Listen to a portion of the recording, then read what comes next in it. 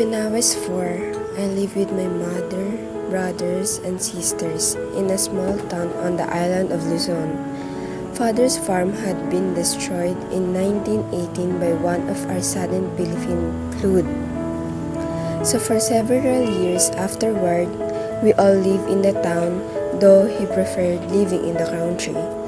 We had a next-door neighbor, a very rich man, whose sons and daughters seldom came out of the house, while we boys and girls played and sat in the sun. His children stayed inside and kept the windows closed. His house was so tall that his children could look in the windows of our house and watch us as we played, or slept, or ate when there was any food in the house to eat. Now, this rich man's servants were always frying and cooking something good, and the aroma of the food was wafted down to us from the windows of the big house. We hung about and took all the wonderful smell of the food into our beings. Sometimes in the morning, our whole family stood outside the windows of the rich man's house and listened to the musical sizzling of thick strips of bacon or ham.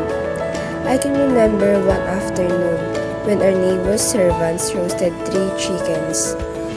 The chickens were young and tender, and the fat that dripped into the burning coals gave off an enchanting odor. We watched the servants turn the beautiful birds and inhale the heavenly spirit that drifted out to us. Some days, the rich man appeared at a window and glowered down at us. He looked at us one by one as though he were condemning us. We were all healthy because we went out in the sun every day and bathed in the cool water of the river that flowed from the mountains into the sea. Sometimes we were wrestled with one another in the house before we went out to play. We were always in the best of spirits, and our laughter was contagious. Other neighbors who passed by our house often stopped in our yard and joined us in our laughter. Laughter was our only wealth.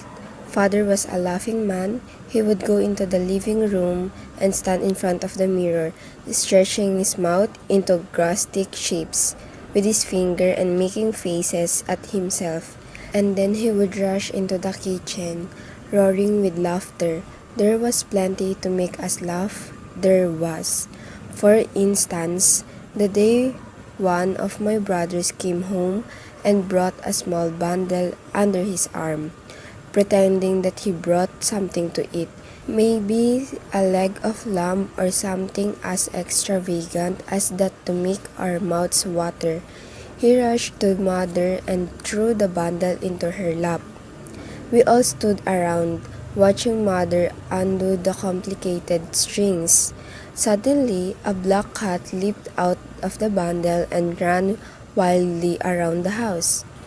Mother kissed my brother and beat him with her little fists, while the rest of us bent double, choking with laughter. Another time, one of my sisters suddenly started screaming in the middle of the night.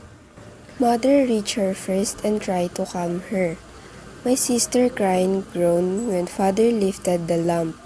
My sister stared at us with shame in her eyes. "What it is?" Other asked. "I'm pregnant," she cried.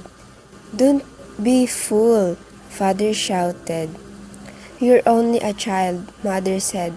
"I'm pregnant, I tell you," she cried. Father knelt by my sister. He put his hand on her belly and rubbed it gently. "How do you know you are pregnant?" he asked. "Feel it," she cried. We put our hands on her belly. There was something moving inside. Father was frightened. Mother was shocked. "Who's the man?" she asked. "There's no man," my sister said. "What is it then?"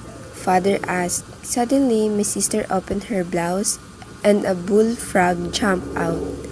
Mother fainted. Father dropped the lamp.